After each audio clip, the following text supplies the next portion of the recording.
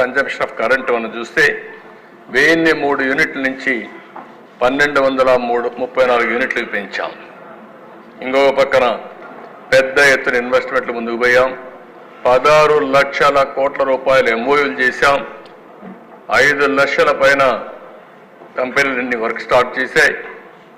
అదే మరి started production కూడా 1,10,10,000 చేసి 7,72,000 ఉద్యోగాలు కూడా ఇచ్చే పరిస్థితికి వచ్చాం. ఇంకో పక్కన దేశం మీరు ఒకసారి చూస్తే ఎప్పుడు కూడా సంక్షేమాన్ని విస్మరించలేదు. 200 రూపాయలు పింఛను 1000 రూపాయలు పెంచి 1000 రూపాయల నుంచి 2,000 రూపాయలు పెంచి అంటే 200 2,000 అంటే 10 సార్లు పెంచిన ప్రభుత్వం, సంక్షేమం కోసం పనిచేసిన ప్రభుత్వం దేశం. ఈరోజు మళ్ళీ 3,000 ఉంటే ఒకేసారి 4,000 చేశాం. మొట్టమొదటి నెలలో చెప్పిన మాట ప్రకారం 7,000 రూపాయలు తీసుకొచ్చి పేదవాళ్ళకి ఇచ్చాం. ఇంకో పక్కన దేశ ఫామ్ లోన్ వేవర్ 15,279 కోట్లు కష్టాల్లో ఉన్న ఇచ్చాం. ఇంకో పక్కన ఎంప్లాయీస్ కూడా 43% ఫిట్మెంట్ ఛార్జెస్ ఇచ్చాం. తెలంగాణలో ఏదైతే ఇచ్చారో ఆ 5 సంవత్సరాలు మీరు ఒకసారి ఆలోచిస్తే తెలంగాణ ఆదాయం ఎక్కువ ఉన్నా ఇక్కడ కూడా ఏమాత్రం కూడా తక్కువ చేయకూడదనే ఉద్దేశంతో సంక్షేమం కానీ అభివృద్ధి కానీ ఇంకా అన్ని కార్యక్రమాల్లో మనం ముందుకు పోయే పరిస్థితి వచ్చాం. స్కాలర్షిప్లు అయితే 20 లక్షల మంది స్టూడెంట్స్కి ఇచ్చాం. తల్లి బిడ్డ ఎక్స్ప్రెస్ తీసుకొచ్చాం. ఏదైతే సెల్ఫ్ హెల్ప్ గ్రూప్స్ డాక్రా సంఘాలు ఉన్నాయో వాళ్ళ ఆదాయం 36,000 ఉంటే 24,670 రూపాయలు తలసరి ఆదాయం వచ్చే పరిస్థితి తీసుకొచ్చాం. ఇంకో పక్కన దేశ అన్ని విషయాలు ఏదైతే కొంత క్యాంపెయిన్ మోడ్లో వెళ్ళాం. బడి పిలుస్తోంది, పేదరికంపై గెలుపు, ఆరోగ్యం, పరిశుభ్రం, నీరు చెట్టు, పొలం పిలుస్తోంది, ఇలాంటి అనేక కార్యక్రమాలు తీసుకొని మనం ముందుకు పోయి సంక్షేమ కార్యక్రమాలకి ఎన్ని ఇబ్బందులున్నా 34% బడ్జెట్లో సంక్షేమానికి ఖర్చు పెట్టాం. ఇది అదే ఎకో సిస్టమ్ కంటిన్యూ అంటే మనకి ఈరోజు ఇబ్బందులు వచ్చేటివి కాదు. నెక్స్ట్ ఇక్కడికి వచ్చినప్పుడు చూసా దేశ వాటర్ విషయంలో నేను ముందే చెప్పాను. 48,000 కోట్ల రూపాయలు ఇరిగేషన్ బడ్జెట్లో ఖర్చు పెట్టాం. 20,000 కోట్ల రూపాయలు నీరు చెట్టు నరేగాలో ఖర్చు పెట్టాం. ఇంకో పక్కన మీరు చూస్తే 32,30,000 ఎకరాలు ఆయకట్టు స్థిరీకరించాం. 42,208 ట్యాంకుల్ని అభివృద్ధి చేశాం. 11,30,000 ఎకరాలు కొత్త ఆయకట్టు తీసుకొచ్చాం. అదే మాదిరిగా దేశం నేను మునిపే చెప్పాను, పట్టిసీమ కనపడుస్తుంది. ఇప్పుడు కూడా నీళ్ళైతే గలగలలాడుతూ వస్తున్నాయి. కృష్ణమ్మకు, గోదావరి నుంచి కృష్ణమ్మకు 2 నదుల అనుసంధానం చేసింది. మొట్టమొదట నదుల అనుసంధానం జరిగింది ఈ రాష్ట్రంలో జరిగింది. కానీ 5 ఏళ్ళు ఆగిపోయింది. పట్టిసీమ కూడా ఆపరేట్ చేయలేదు. పట్టిసీమ ఆపరేట్ చేస్తే నాకెక్కడ మంచి పేరు వస్తుందో లేకపోతే నేనెక్కడ గుర్తొస్తున్నానని దాన్ని కూడా ఆపేసిన దుర్మార్గమైన ప్రభుత్వం 5 ఏళ్ల దిశ. కదా నీళ్లు కూడా ఇవ్వలేకుండా చేశారు దిశ. ఏదైతే పులిచెంతల్లో ఉండే నీళ్లు అయిపోతే నీళ్లు లేని పరిస్థితి కృష్ణా డెల్టాకు తీసుకొచ్చారు. గోదావరి ఉన్నంత వరకు, కృష్ణానది ఉన్నంత వరకు 2 నదుల సాక్షిగా చెప్తున్న దేశ ఈ ప్రాంతానికి నీటి ఎద్దడి రాకూడదు. కానీ అలాంటి నీటి ఎద్దడి క్రియేట్ చేసిన మహా నాయకుడు గడిచిన ముఖ్యమంత్రి దేశ. అదే ఆయన చూపించినటువంటి పరిపాలన. ఇంకో పక్క దేశ పోలవరం 15,304 కోట్లు ఖర్చు పెట్టాం. అందులో 11,702 కోట్లు 14-19 ఖర్చు పెట్టాం. అదే తెలుగుదేశం ప్రభుత్వం కానీ ఆ రోజు అధికారం ఉంటే 2021కి ఆ ప్రాజెక్టు పూర్తి అయిపోయింది. అది ఈరోజు ఇంకా 3 ఏళ్ళు అంటున్నాం.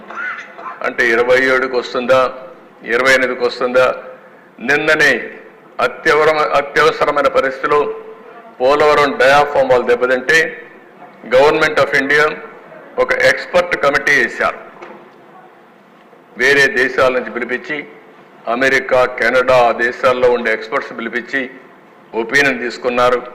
వాళ్ళు చాలా స్పష్టంగా చెప్పారు, మళ్ళీ పోలవరానికి ఏమాత్రం ఇబ్బంది లేకుండా ఉండాలంటే ప్యారలల్గా మళ్ళా న్యూ డయాఫామ్ వాల్ కట్టాలని. అంటే మనందరం గుర్తుపెట్టుకోవాల్సింది, ఒరిజినల్గా డయాఫామ్ వాల్ కట్టింది 446 కోట్లు. అదే రిపేర్లు 3 దిక్కలు జరిగాయని చెప్పి ఒక రిపోర్ట్ వచ్చింది.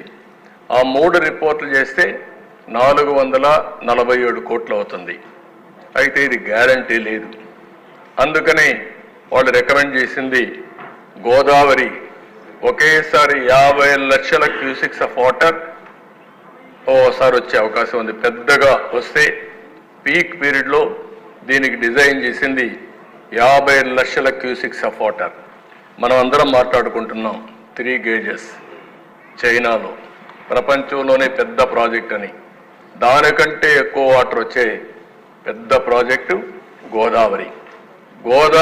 అలాంటి గోదావరిలో కానీ ప్రమాదం వస్తే మళ్ళా చాలా ఇబ్బందులు వస్తాయనే ఉద్దేశంతోనే ఏమాత్రం రిస్క్ తీసుకోకూడదనే ఉద్దేశంతో 990 కోట్ల రూపాయలు ఖర్చు పెట్టి న్యూ డయాఫామ్ వాల్ కన్స్ట్రక్ట్ చేసే పరిస్థితికి వచ్చాం. అదే నిన్న రికమెండ్ చేశాం క్యాబినెట్లో. అంటే ఒక దుర్మార్గమైన పాలన చెప్తే వచ్చుంటే ఇవన్నీ ఉంటే బాగుంటాయి, కానీ ఇనే ఓపిక లేదా ఉండే 10 మందికి కూడా.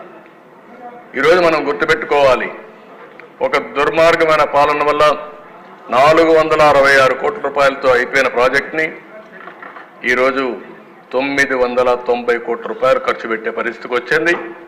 కాలయాపన 221కి అయిపోయే ప్రాజెక్టు 2027-28కి పోస్ట్ పోన్ అయ్యే పరిస్థితి వచ్చింది.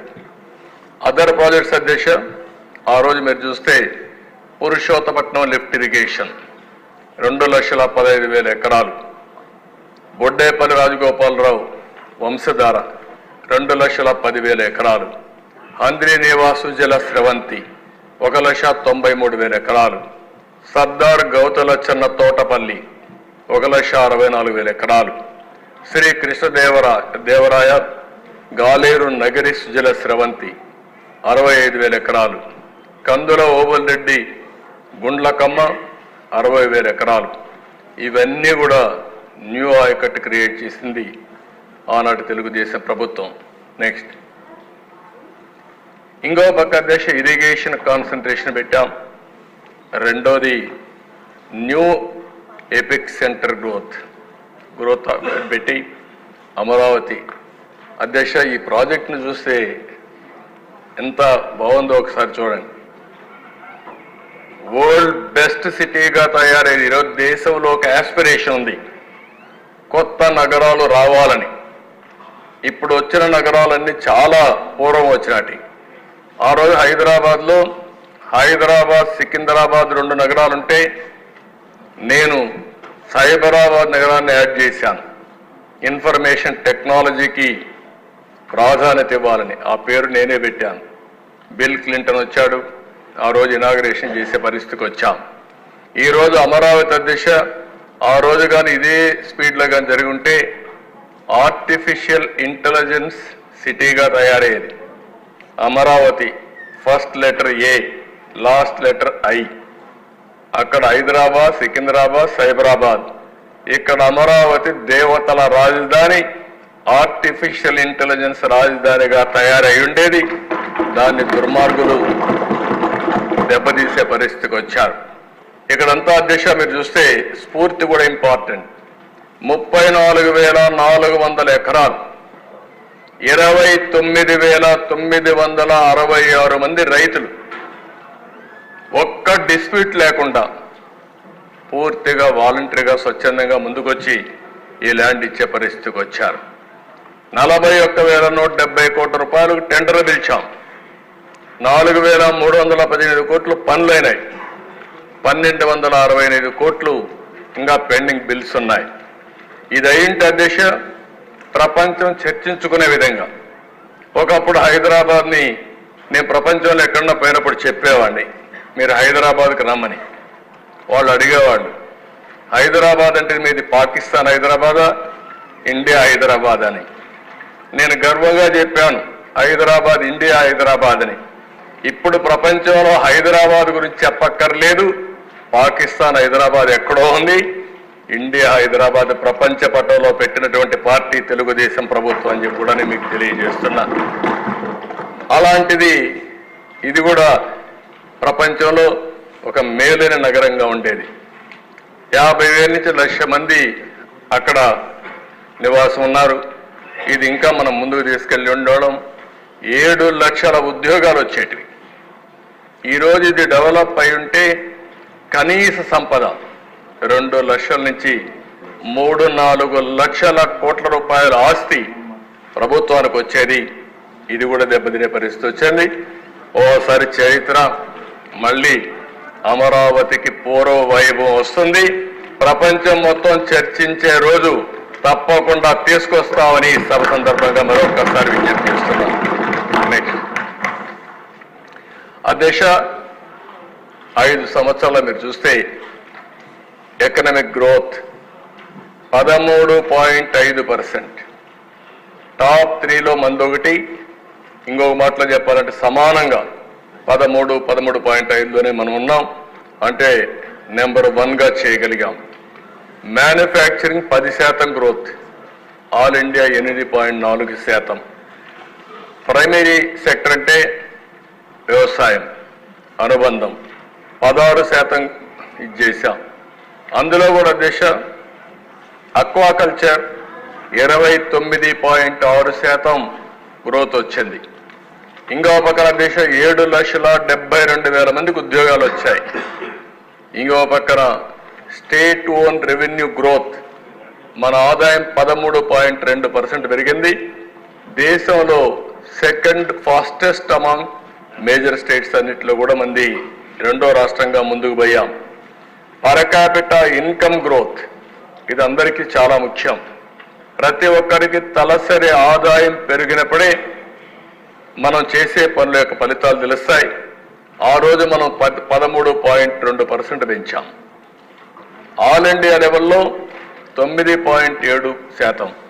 అంటే ఆల్ ఇండియా కంటే మీరు చూస్తే 3.5% తలసరి ఆదాయం పెంచిన రాష్ట్రం మన రాష్ట్రం.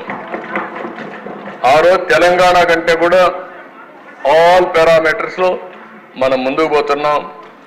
తెలంగాణ ఎందుకంటే బెస్ట్ ఎకో సిస్టమ్ ఉంది, ఆటో పైలట్లో ఉంది, వాళ్ళు ఎవరు డిస్టర్బ్ చేయలేదు.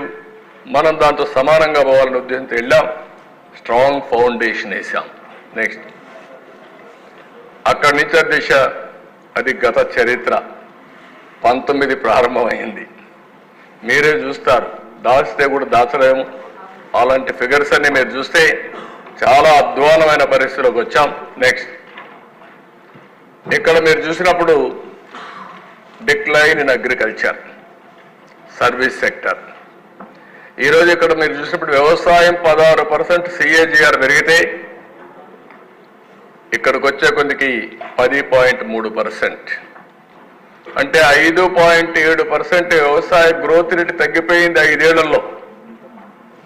5.7% అంటే రైతులకు ఎంత ఆదాయం తగ్గింది, రైతులకు ఏ విధంగా అప్పులు పెరిగాయి, దీన్ని బట్టే మనకు అర్థమవుతుంది. నువ్వు కూర్చో. అదే సమయంలో సర్వీస్ సెక్టర్ దిశ 11.9 పెరిగితే మళ్ళీ 19-24లో 9.9, 10.9, 11.9 నుంచి 11.9 నుంచి 9.9 అంటే 2% తగ్గిపోయింది. ఓవరాల్గా దేశ గ్రోత్ రేట్ చూస్తే 13.5% ఆ రోజు పెరిగితే 10.5%కి వచ్చాం. అంటే 3% తగ్గాం. ఓవరాల్గా మీరు చూసినప్పుడు 6,94,000 కోట్ల రూపాయలు GSTP కాంట్రిబ్యూషన్ తగ్గిపోయింది. దానివల్ల మన రాష్ట్రానికి రావాల్సిన ఆదాయం మీరు చూస్తే 76,195 కోట్ల రూపాయల ఆదాయం తగ్గింది. ఎప్పుడు కూడా మనం గుర్తుపెట్టుకోవాల్సింది, సంపద సృష్టిస్తే ఆ సంపద వల్ల రాష్ట్రానికి ఆదాయం వస్తుంది, వ్యక్తుల ఆదాయం పెరుగుతుంది. అదే మరి ఇంకొక పక్కన చూస్తే ఒకవేళ కోవిడ్ లెక్కేసుకున్న 52,197 కోట్లు వచ్చేది. నెక్స్ట్ ఇక్కడ కొన్ని విషయాలు మీరు చూస్తే అధ్యక్ష, ఎందుకు ఇది జరిగిందని చూసినప్పుడు power cost due to short term power purchase ఒక్క దాంట్లోనే 12,250 కోట్లు అదనపు బద్దన పడే పరిస్థితి వచ్చింది. ఒక్క ఇల్లీగల్ శాండ్లో అంటే ఇష్టానుసారంగా అమ్ముకున్న దాంట్లో ఒక 7,000 కోట్ల రూపాయలు రాష్ట్రానికి నష్టం వచ్చింది. అదే మరి మినరల్ వెల్త్ 9,750 కోట్ల రూపాయలు